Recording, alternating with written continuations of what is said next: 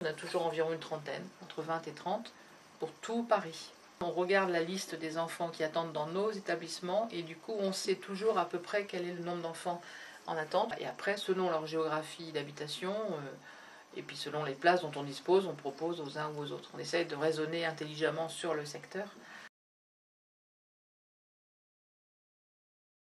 Alors parfois ils sont pris en charge dans des établissements de soins à domicile et ici il y en a un aussi pour des enfants qui ont un peu les mêmes pathologies, bon, pas strictement les mêmes mais quelques-uns oui.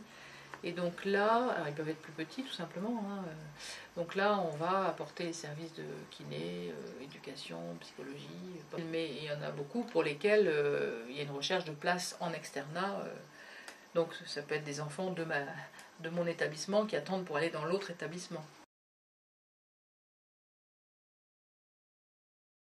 Après passer 14 ans, il faut que l'on puisse trouver un lieu d'accueil pour enfants, adolescents, grands adolescents, et ensuite pour la suite de leur vie d'adulte. On a d'autres partenaires autour de nous. Alors sur Paris, il y en a assez peu, justement, c'est un peu compliqué.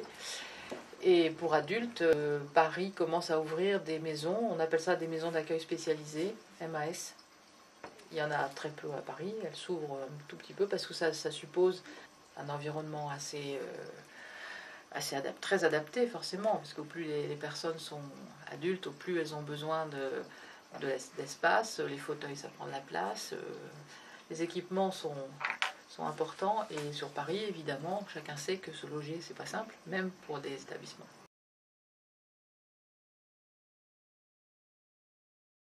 Aujourd'hui la grande préoccupation de l'État c'est de financer moins, de nous limiter nos budgets, voire de les diminuer. Il faudrait que l'État soit plus à l'écoute peut-être. Je ne dis pas que les petites associations ne le sont pas, mais en tout cas, on réunit beaucoup d'indicateurs et beaucoup d'observateurs de par la diversité des lieux, de par le nombre de personnes. Bon, donc l'État doit être vraiment à l'écoute des besoins, c'est certain.